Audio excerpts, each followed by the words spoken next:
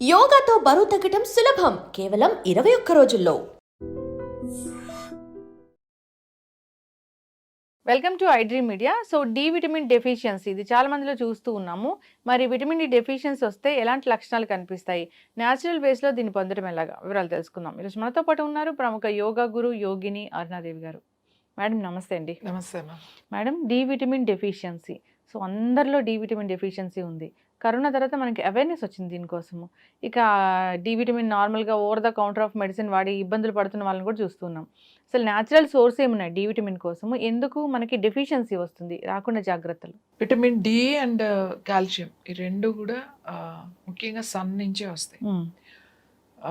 దాని తర్వాత ఫుడ్ నుంచి కూడా వస్తాయి. అసలు చాలా అంటే ఇప్పుడు అందరికీ తక్కువగానే ఉంది. ఎంత తక్కువగా ఉంది అని అంటే విటమిన్ డి ఎండలో తిరిగే వాళ్ళకి కూడా తక్కువగానే ఉంది. పొలంలో పని చేసుకునే వాళ్ళకి కూడా చాలా మంది విటమిన్ డి తక్కువగా ఉంది అని అంటున్నారు. మరి ఎలా తక్కువగా ఉంది అని అంటే ముఖ్యంగా ఇంపార్టెంట్ ఏంటంటే బట్టలు, మనం వేసుకునే సింథటిక్ బట్టలు, డి అనేది అబ్జార్ప్షన్ ఉండదు. ఈవెన్ కాల్షియం ఆల్సో ఎండ నుంచి ఏదైతే వస్తుందో అది అబ్జార్ప్షన్ ఉండదు. ఒకటి. రెండు, మీరు రాసుకునే సన్ స్క్రీన్స్. సన్ స్క్రీన్ రాయని వాళ్ళే లేరు. సన్ స్క్రీన్ రాస్తే ఇప్పుడు 50+, 35+ సన్ స్క్రీన్ అని మనం సన్ స్క్రీన్ రాసేసుకుని సన్ని లోపలికి వెళ్ళకుండా చేస్తే ఎలా డి విటమిన్ వస్తుంది? ఇది యాక్చువల్లీ చాలా పెద్ద, చాలా ఇంపార్టెంట్. అసలు ఇంట్లో ఉన్నా కూడా ఇప్పుడు స్కిన్ డాక్టర్ ఏం చెప్తారు, మనకి డెర్మటాలజిస్ట్ ఏం చెప్తారు, మీరు ఇంట్లో ఉన్నా కూడా సన్ స్క్రీన్ రాసుకోవాల్సిందే, లేదంటే పిగ్మెంటేషన్ వస్తుంది, లేకపోతే స్కిన్ ప్యాచెస్ వస్తాయి.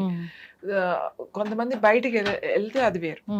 ఒకప్పుడు ఎలా ఉండేది అని అంటే స్పోర్ట్స్ ప్లేయర్స్, ఇప్పుడు టెన్నిస్ ప్లేయర్స్ లేకపోతే క్రికెట్ ప్లేయర్స్ మార్నింగ్ నుంచి ఈవినింగ్ వరకు ఆడుతూ, అంటే మొత్తం డే అంతా వాళ్ళు ఎండలో ఆడేవాళ్ళు.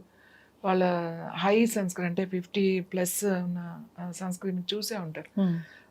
వైట్ స్కిన్స్ ఎక్కువ, వాళ్ళు తొందరగా ఇదవుతుంది కాబట్టి వాళ్ళు రాసుకునేవాడు.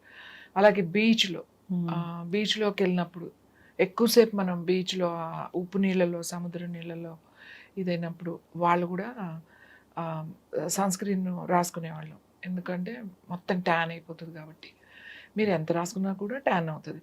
ఇంకొక విషయం గుర్తుపెట్టుకోవాల్సింది ఏంటంటేనే, మీకు ట్యాన్ అయితేనే కాల్షియం కానీ డి విటమిన్ కానీ వస్తుంది. ట్యాన్ అవ్వాలి స్కిన్. ఇది ఇప్పుడు ఏం చేస్తున్నాం, సన్ స్క్రీన్స్ రాసేస్తున్నాం. ఇంట్లో ఉన్న రాయండి అని ఎందుకు చెప్తున్నారు? ఇంట్లో కూడా ఇప్పుడు డిజిటల్ లైట్స్, ఇంట్లో కూడా ఇప్పుడు అన్ని ఎల్ఈడి లైట్స్ కదా. ఇప్పుడు అంతా ఇంటీరియర్ చూస్తే ఆ లైట్స్ చాలా ఒక ఎవరి ఇంటికి వెళ్ళినా అదేదో ఒక షూటింగ్ సెట్ లాగా ఉంటుంది. సో ఈ లైట్స్ లో ఉన్నారు కాబట్టి ఇప్పుడు డాక్టర్స్ ఇందులో తప్పేం లేదు, మీరు ఇంట్లో కూడా ఆ లైట్స్ లో ఉన్నారు కాబట్టి సన్ స్క్రీన్ రాయండి అని అంటున్నారు. ఇప్పుడు ఇవి హీట్ లైట్స్ అని ఉంటాయి. ఇప్పుడు మనం షూట్ చేస్తున్నప్పుడు ఆ ఫోకస్ లైట్స్ ఉంటాయి. ఆ లైట్స్ లో ఉన్నప్పుడు కూడా సన్ స్క్రీన్ కంపల్సరీ రాయాలి. ఎందుకంటే అది ఆర్టిఫిషియల్ లైటింగ్ కాబట్టి మీకు పిగ్మెంటేషన్ ఇలాంటి ప్రాబ్లమ్స్ వస్తాయి. సన్ స్క్రీన్ అటు వేసేసేవాళ్ళు. ఇప్పుడు ప్రతి ఒక్కళ్ళు వాడండి అని ఎందుకు అంటున్నారంటే ఆ ఇంట్లో ఉన్న లైట్స్, పర్టికులర్గా ఇప్పుడు సాఫ్ట్వేర్ వాళ్ళని తీసుకోండి, వాళ్ళు 24 hours అంటే వాళ్ళు డే అండ్ నైట్ లైట్లోనే ఉంటారు కదా. ఎందుకంటే ఏసీ రూమ్స్, వాళ్ళకి లైట్, అంత లైట్ ఎక్కడి నుంచి వస్తుంది? కంపల్సరీ వాళ్ళ వర్క్ ప్లేస్లో లైట్స్లోనే పనిచేయాల్సి ఉంటుంది. మరి వాళ్ళు కూడా సన్ స్క్రీన్ వాడాలి వాళ్ళు, ఎందుకంటే అది లైట్లో పనిచేస్తున్నారు. అది న్యాచురల్ లైట్ కాదు, అది ఎలక్ట్రిక్ లైట్స్లో పనిచేస్తున్నారు కాబట్టి.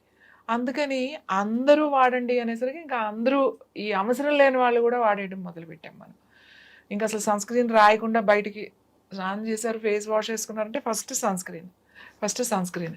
ఎంత బ్లండ్ మిస్టేక్ చేస్తున్నాం అంటే మనం ఈ సన్ స్క్రీన్ రాసుకుని మనకి విటమిన్ డి అని, కాల్షియం లోపం, డి విటమిన్ లోపం ఉండడానికి ఇవన్నీ కారణం.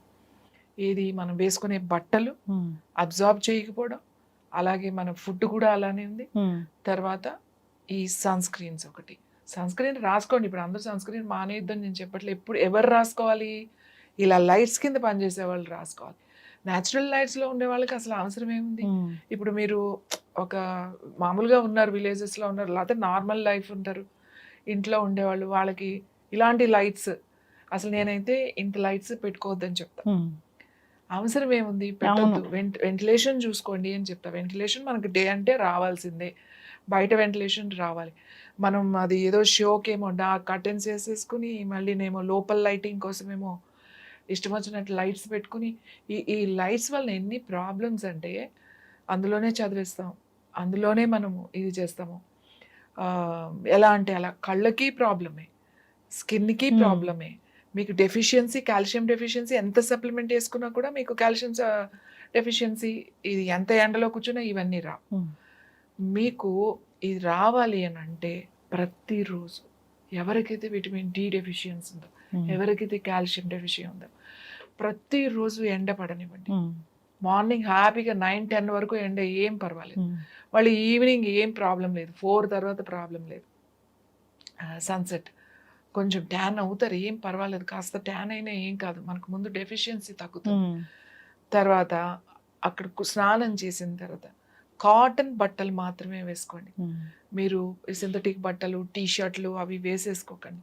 అందులో ఊరికే జస్ట్ 20% ఉందండి నైలాన్, 20% ఉందండి, 10% ఉందండి పాలిస్టర్ అని చెప్తా ఉంటారు, లైక్రా ఇవన్నీ హ్యాండ్లూమ్ అంతే. ఇప్పుడు మగవాళ్ళకైతే హ్యాపీగా ఏముంది, చక్కగా ఒక చిన్న షార్ట్ వేసేసుకుని వాళ్ళు కూర్చోవచ్చు.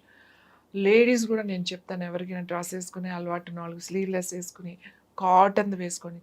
చీరలు కట్టుకునే వాళ్ళకి కూడా కాటన్ది కట్టుకోండి. వైట్ది అయితే ఇంకా ఇంకా ఇంకా ఇంకా చాలా మంచిది. వైట్ అయితే అబ్జార్ప్షన్, స్కిన్ అబ్జార్ప్షన్ బాగుంటుంది. పొద్దున్నే లేచి చక్కగా స్నానం చేసేసి కూర్చొని మీరు కూర్చుని ప్రాణాయామమో లేకపోతే ఏదో ఒకటి మీరు ప్రాక్టీస్ చేసుకోవచ్చు, లేదా కూర్చుని చదువుకోవడం ఏదో ఒకటి చేయండి. ఇంకా భక్తి ఉన్నవాళ్ళు ఆదిత్య హృదయం చదువుకోండి. చదవడం రాకపోతే పెట్టుకుని వినండి ఆదిత్య హృదయం చదివినా, మీరు అది చదువుకున్నా, మీరు విన్నా కూడా ఆ శబ్దము బాడీ ఆ సూర్యుడి నుంచి వచ్చే ఆ రేస్ చాలా తొందరగా అబ్జర్వ్ చేస్తాయి. ఇది ఒకటి. తర్వాత చెమట పట్టింది, ఇప్పుడు వరకు ఎండలో కూర్చున్నా అని వెంటనే వచ్చేసి స్నానం చేయకూడదు.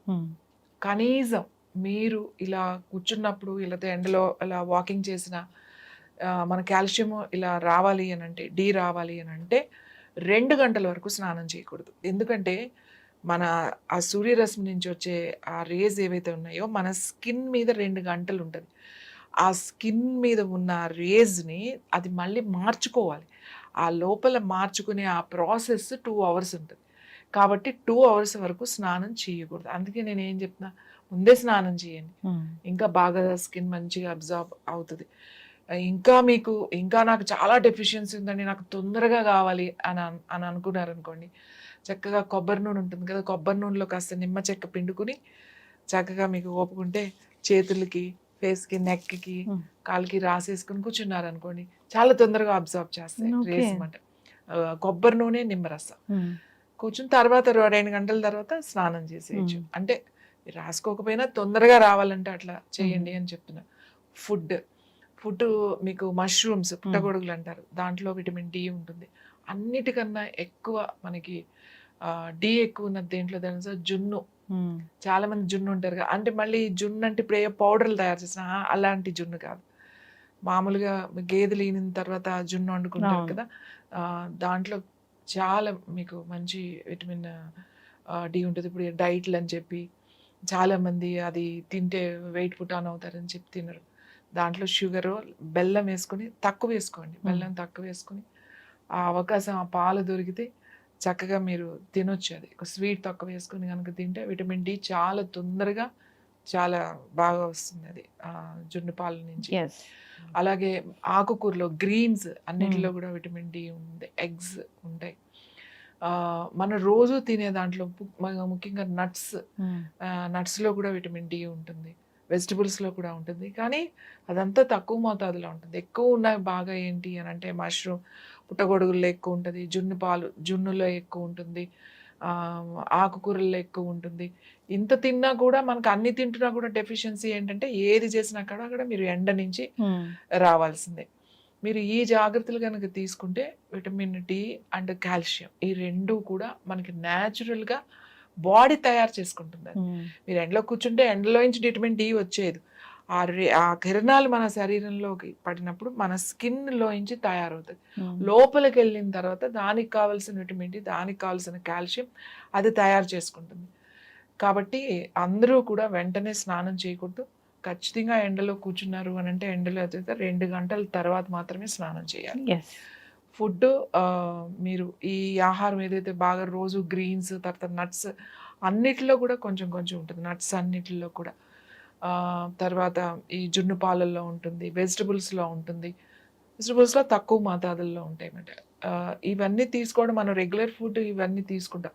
రెగ్యులర్ ఫుడ్ అందరం తీసుకుంటామండి. దీని గురించి ప్రత్యేకంగా జున్ను అంటే రోజు తినం. ఎప్పుడు అవి దొరికినప్పుడు ఖచ్చితంగా తింటాం. మా చిన్నప్పుడు అయితే ఎవరు ఊర్లో ఎవరిదో అన్ని అగ్రికల్చర్ ఫ్యామిలీసే కదండి. ఏంటంటే పిల్లలు ఎవరున్నారు, పెద్దవాళ్ళు ఎవరున్నారు, ఎవరో ఇంట్లో ఉంటారు కదా, బాగా పెద్దవాళ్ళు ఉంటారు కదా, వాళ్ళ ఇంటికి తీసుకెళ్ళి పెట్టి రమ్మనేవాళ్ళు మమ్మల్ని.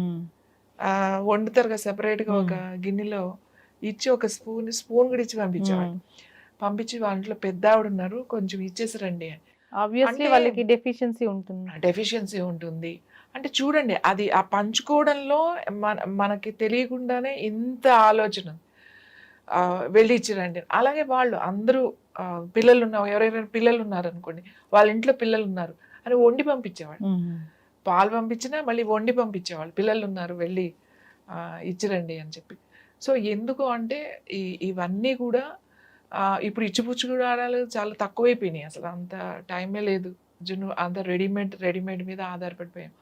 అంటే అవకాశం లేని వాళ్ళు అనుకోవచ్చు, కానీ అవకాశం ఉన్న వాళ్ళు ఉన్నారు కదా, ఇలాంటివి మనం ఉపయోగించుకోవాలి. మన పెద్దవాళ్ళు ఎప్పుడు కూడా ముందు తరాల గురించి ఆలోచించారు. ఎందుకంటే వాళ్ళ పెద్దవాళ్ళని వాళ్ళు గౌరవించారు. కాబట్టి ఇప్పుడు మా జనరేషన్ మా పెద్దవాళ్ళని మేము గౌరవిస్తున్నాం. మనం మన పెద్దవాళ్ళని ముందు తరాల పద్ధతుల్ని, ఆచారాలు, సంస్కృతిని మనం గౌరవిస్తే ప్రతి ఆచారం వెనుక, మన సంస్కృతి సాంప్రదాయం వెనుక ఆరోగ్యం ఉన్నదని గుర్తుపెట్టుకోండి. ఈ ఆరోగ్యం ఉన్నదే అంతా కూడా, మన ఆచారాలన్నీ వెనుక కూడా ఆరోగ్యం ఉంది. కొన్ని అతిగా ఉండొచ్చు, దాని గురించి నేను మాట్లాడట్లేదు. కాబట్టి వాటిని మనం గౌరవించి, మన పెద్దవాళ్ళని గౌరవిస్తే మన ముందు తరాల వాళ్ళకి మనం ఇచ్చిన వాళ్ళు అవుతాం. ఖచ్చితంగా మ్యామ్, చాలా చక్కగా చెప్పారు. నిజంగానే పెద్దలు ఏం చెప్పినా దాని వెనక ఖచ్చితంగా సైంటిఫిక్ రీజన్ ఉండనే ఉంటుంది. దాన్ని అనుసరించిన వాళ్ళు అందరూ ఆరోగ్యంగానే ఉన్నారు. సో నెక్స్ట్ జనరేషన్ కూడా ఈ మెసేజ్ అనేది వెళ్ళాలని కోరుకుందాము. సో ఏవైతే సంస్కృతి సాంప్రదాయాలు ఉన్నాయో, ఇలా ఆరోగ్యంగా ఉండాలంటే ఏం చెప్పారో అవి పాటించాలని కోరుకుందాము. ధన్యవాదాలు ma'am. Sir, one life lesson what medicine has taught you. Whatever you can do without expecting. But I really believe మన పాజిటివ్ యాటిట్యూడ్ ఉంటేనే మనం ఏదైనా సాధించగలం. గట్ని మనం కరెక్ట్గా డీల్ చేసినట్లయితే అది మనకి పాజిటివ్ హార్మోన్స్ని రిలీజ్ చేస్తుంది. షుగర్ వచ్చిన వాళ్ళ పరిస్థితి ఏంటి? పొట్ట దగ్గర పెరిగితే దాన్ని ఆండ్రాయిడ్ అంటారు, ఆండ్రాయిడ్ ఫోన్ కదా. అసలు థాట్స్ ఎందుకు వస్తాయి? బ్రెయిన్ డెడ్ అంటే దానికి ప్రపంచం అంతా కూడా కొన్ని నిర్దిష్టమైనటువంటి లక్షణాలు ఉన్నాయి. మానసికంగా ధైర్యంగా ఉంటే క్యాన్సర్ జయించవచ్చు. You are a doctor for a cause sir, అంతే. వాళ్ళకి వచ్చిన ఆదాయం కాకుండా ఫ్రీ సర్వీస్ ఎంతమందికో చేస్తుంది.